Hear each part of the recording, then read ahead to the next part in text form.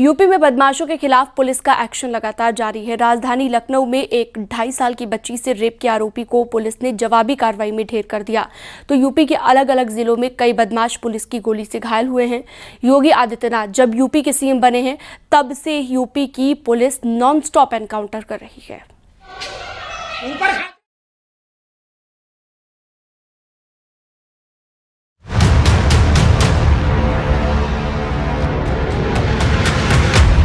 UP में action में CM योगी की पुलिस।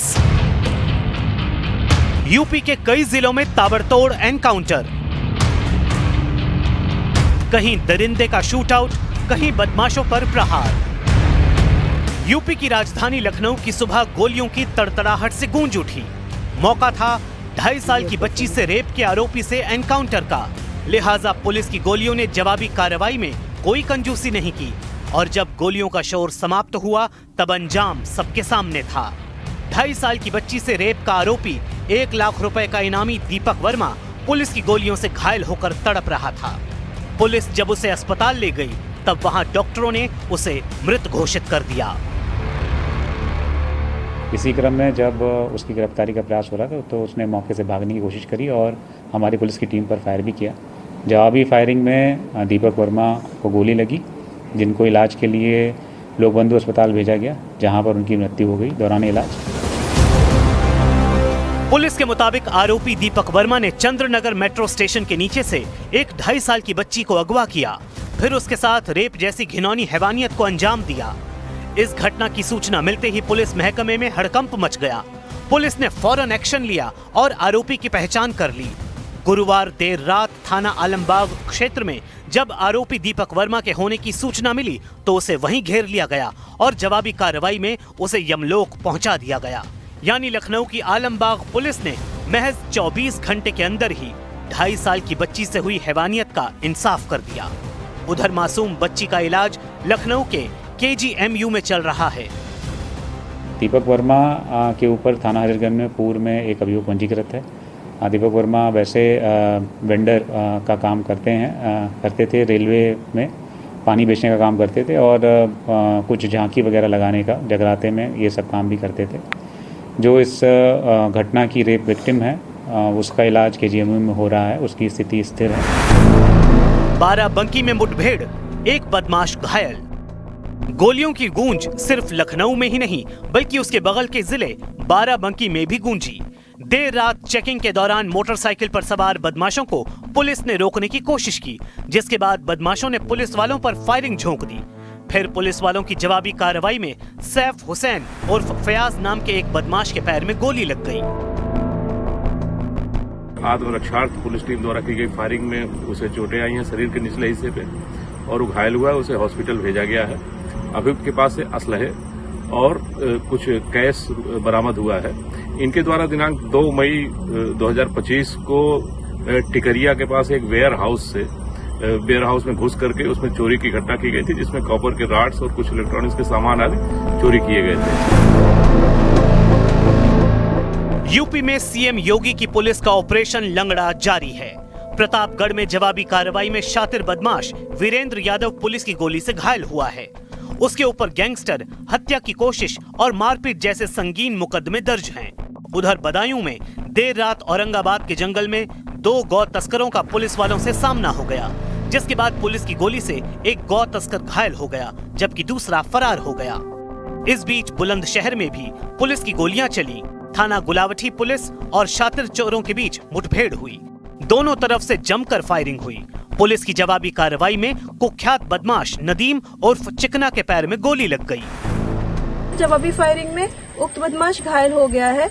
इसकी पहचान नईम उर्फ चिकना पुत्र अब्दुल अजीज निवासी दिल्ली के रूप में हुई है।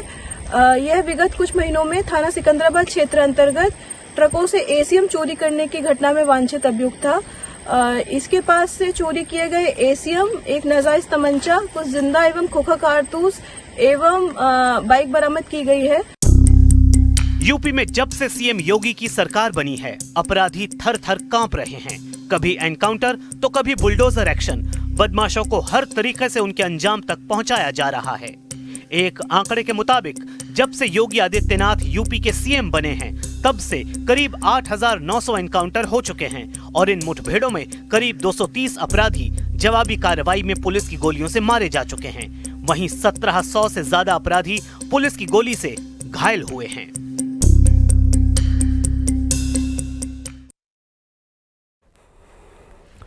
यूपी में सड़क हादसे की 3 तस्वीरें हम आपको दिखाने जा रहे हैं। पहली तस्वीर मेरठ के यहाँ की है, जहाँ पर जमुना एक्सप्रेसवे ईंटों से भरे ट्रैक्टर ट्रॉली में पीछे से घुसी कार और हादसे में कार सवार 2 लोगों की मौत हो गई है, जबकि 2 लोग गंभीर रूप से घायल हैं। कार सवार लोग आगरा से दिल्ली की ओर जा रहे थे। दूसरी तस्वीर है फतेहपुर की, जहाँ पर 2 अलग अलग हादसों में 4 लोगों की मौके पर मौत हो गई, जबकि 6 लोग घायल हुए हैं। बारात से वापस घर जाते वक्त रॉन्ग साइड से आ रही तेज रफ्तार ट्रक ने बोलेरो गाड़ी में जोरदार टक्कर मार दी। हादसे में बोलेरो सवार 3 बारातियों को मौके पर ही उनकी मौत हो गई है।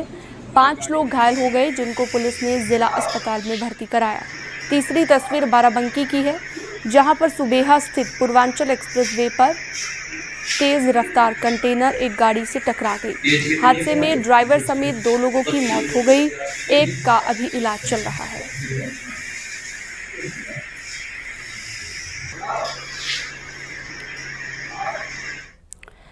गोरखपुर में हैरान कर देने वाला एक मामला सामने आया। मस्जिद में नमाज के साथ तालीम देने वाले मौलवी पर शादी का झांसा देकर यौन शोषण का गंभीर आरोप लगा है।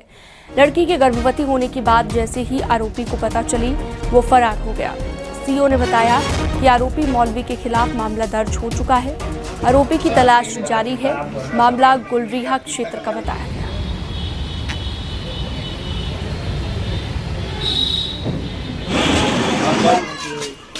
थाना गुलरिया अंतर्गत एक युवती ने एप्लीकेशन दिया कि एक ताजुद्दीन जो मऊ का रहने वाला है, ये उनके साथ पिछले 1 साल से शादी का झांसा देकर शारीरिक संबंध बनाता रहा। इस संबंध में जैसे ही थाना स्थानीय को पता चला, एप्लीकेशन पर तत्काल अभियोग पंजीकृत कराया गया एवं अन्य आवश्यक वैधानिक कार्रवाई की जा रही है। और चलिए सीधा आपको गोरखपुर लिए चलते हैं। मुख्यमंत्री योगी आदित्यनाथ इस वक्त पहुंचे हुए हैं, आयुष विश्वविद्यालय पहुंचे हैं, जहां पर निरीक्षण वो कर रहे हैं। और इस वक्त ये सीधी तस्वीर आप देख रहे हैं गोरखपुर से, जहां पर अधिकारियों के साथ निरीक्षण करते हुए और उसके बाद एक अहम मीटिंग भी ले सकते हैं। फिलहाल ये एक्सक्लूसिव तस्वीर आप देख रहे हैं आयुष विश्वविद्यालय का निरीक्षण करने के लिए। तो कई आयुष विश्वविद्यालय बनाए गए हैं, इन्हीं में से एक गोरखपुर में ये आयुष विश्वविद्यालय, जिसका निरीक्षण करते हुए उत्तर प्रदेश के मुख्यमंत्री योगी आदित्यनाथ इस वक्त नजर आ रहे हैं। तो अफसरों से मुख्यमंत्री योगी आदित्यनाथ ने जानकारी ली है, बातचीत की है, संवाद किया है और साथ ही निरीक्षण करते हुए नजर आ रहे हैं। तो क्या क्या सुविधाएं यहाँ पर होंगी और किस तरीके का इंफ्रास्ट्रक्चर होगा, इन सभी चीज़ों को लेकर बातचीत की जा रही है। अफसरों के साथ बातचीत करते हुए आप सीएम योगी को देख सकते हैं। गोरखपुर से ये सीधी लाइव तस्वीर, जहाँ पर विश्वविद्यालय का, आयुष विश्वविद्यालय का निरीक्षण करते हुए सीएम योगी नजर आ रहे हैं। न्यूज़ 18 आपको एक्सक्लूसिव तस्वीर इस वक्त दिखा रहा है।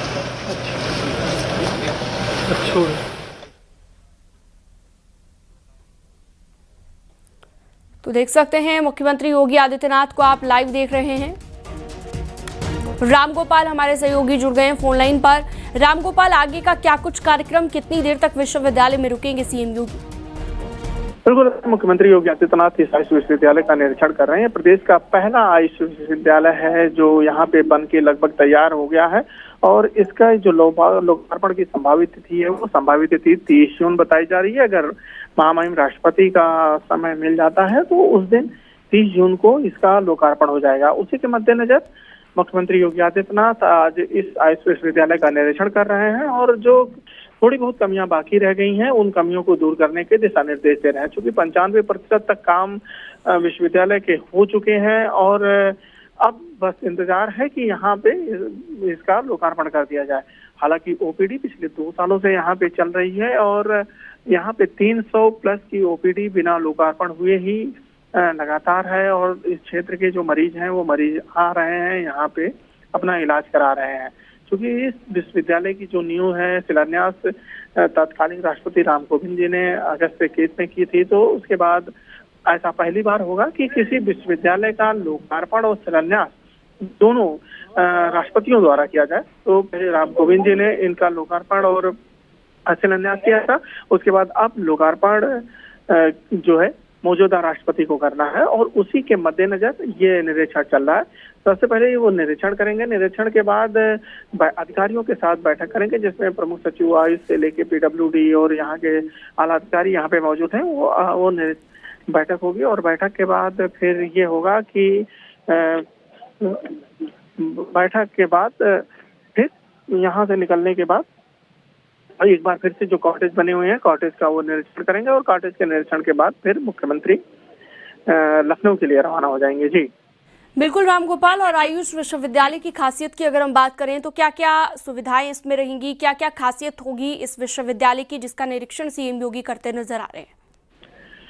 आयुष की विधा में जितनी भी पढ़ाइयाँ होती हैं वो सारे विधाएं यहाँ पे मौजूद रहेंगी। सबसे खास बात यह है कि अभी तक प्रदेश में जो आयुष के कॉलेजेस हैं उनके लिए कोई विश्वविद्यालय नहीं है, वो अलग अलग जगहों से अलग अलग उससे अटैच हैं। तो यहाँ पे वो जो है एक साथ सारे विश्वविद्यालय, प्रदेश के सारे विश्वविद्यालय यहाँ पे अटैच हो जाएंगे। तो उसका सबसे बड़ा फायदा ये रहेगा कि उनके जो काम होते हैं वो काम इजी वे में होगा और इसी के साथ यहाँ पे मरीजों का इलाज भी होगा। तो इलाज के लिए अब लोग, जब से कोविड काल आया, कोविड के बाद से आप देखिए कि बड़ी संख्या में लोगों ने आयुष की तरफ रुख किया है, तो उसका फायदा यहाँ पे मिलेगा। और चूंकि ये जिस स्थान पे है वहाँ यहाँ पे चारों तरफ खुला हुआ वातावरण है और हरियाली है, तो यहाँ आने के बाद एक प्राकृतिक अनुभव, प्राकृतिक सुख लोगों को मिलेगा और वो उसका आनंद यहाँ पे लोग लेंगे, जिससे उनका इलाज तो होगा ही, साथ ही एक बेहतरीन माहौल मिलेगा। और आयुष में यहाँ पे आप देखिए कि इलाज कराने के लिए पहले आयुष का उसमें बड़ी व्यवस्था नहीं हुआ करती थी, तो लोग केरला के लिए जाते थे, यहाँ सबके हुआ करते थे। ठीक है, आप बने रहिएगा रामगोपाल हमारे साथ। फिलहाल 3 तस्वीरें 3 अलग अलग कैमरों से न्यूज़ 18 अपने दर्शकों को इस वक्त दिखा रहा है। आप देख सकते हैं सीएम योगी निरीक्षण करते